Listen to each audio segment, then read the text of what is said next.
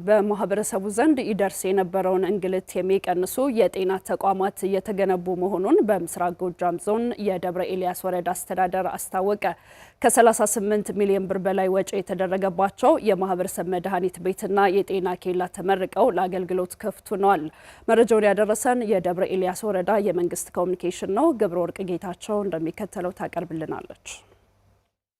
በምስራቅ ጎጃም ዞን ደብረ ኤልያስ ወረዳ የጤና አገልግሎቱን ተደራሽነት በማሳደግ ማህበረሰቡን ከእንግልትና ካላስፈላጊ ወጪ የሚታደግ የማህበረሰብ አቀፍ መድኃኒት ቤትና የጤና ኬላ ግንባታ ተጠናቆ ለአገልግሎት ክፍት ሆኗል። የወረዳው ጤና ጥበቃ ጽሕፈት ቤት ኃላፊ አቶ ባንተ ጊዜ ምረቴ የማህበረሰብ መድኃኒት ቤቱ መገንባት በተለይም የጤና መድን አገልግሎት ተጠቃሚ የሆኑ የህብረተሰብ ክፍሎች በቀላሉ መድኃኒት እንዲያገኙ ሰፊ እድል የፈጠረ መሆኑን ገልጸዋል። በጤና መድን ይጠቀም የነበረው ህዝብ ከተቋም ላይ 5 ተቋም አለን፣ 4 ጤና ጣቢያ፣ 1 ሆስፒታል አለን። ከዛ ተቋም ውስጥ የሌሉ መድኃኒቶች በማህበረሰብ መድኃኒት ቤት ውስጥ ተገዝቶ አገልግሎት እንዲሰጥ ነው የተደረገው። ይሄ መድኃኒት ቤት ደግሞ እርግጠኛ ነኝ ህዝባችንን ከስቃይ ከአላግባቦች ይታደጋል። የማህበረሰብ መድኃኒት ቤቱ አገልግሎት መጀመሩ ህብረተሰቡ የሚፈልገውን መድኃኒት ያለምንም እንግልት በአቅራቢያው የሚያገኝበትን ምቹ ሁኔታ መፍጠሩን ኃላፊው አብራርተዋል። 200 እና 150 ብር የማይፈጅ መድኃኒት እስከ 1800 የሚገዙበት ነበር።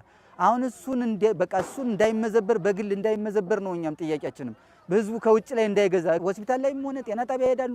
ጤና ጣቢያ ላይ የሌለውን ቀጥታ ወደዚህ ይመጣሉ። ይሄም ሲመጡ ደግሞ የሚጠቀሙ በጤና መድን ነው።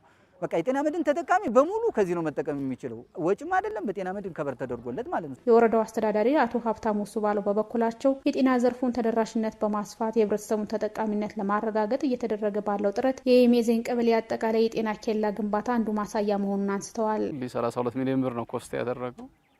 አሁን ላይ የባለሙያ ምደባና የህክምና ተቋማትን እና የህክምና ቁሳቁሱን የማሟላት ስራ ተሰርቷል። በተለይ መድኃኒቶችን ጨምሮ ማለት ነው።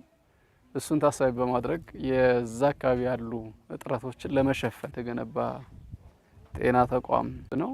በምረቃ መርሃ ግብሩ ላይ የተገኙት የምስራቅ ጎጃም ዞን ሰላምና ጸጥታ መምሪያ ምክትል ኃላፊ አቶ ደምሳለኝ ተመርቀው ለአገልግሎት ክፍት የሆኑት የጤና ተቋማት ማህበረሰቡ በአቅራቢያው ህክምና አገልግሎት እንዲያገኝ ከማድረግ ባለፈ በመድኃኒት አቅርቦት በኩል ይነሱ የነበሩ ቅሬታዎችን የሚፈታ ነው ብለዋል። ለህብረተሰቡ የጤና ተደራሽን ከማድረግ ህጻናትን እናቶች በቅርበት እንዲወልዱ ከማድረግ አንጻር የጎላ ድርሻዎችን ይወጣል። ሁለተኛ እንደገና ደግሞ ኮሚኒቲ ፋርማሲው ተመረቆ ለህብረተሰቡ አገልግሎት ሲሰጥ በተመጣጣኝ ዋጋና ህብረተሰቡን ኪሱን ባገናዘበ መልኩ ዝቅተኛ ዋጋ ማቅረብ ታርጌት አድርጎ እየሰራ ያለ ነው።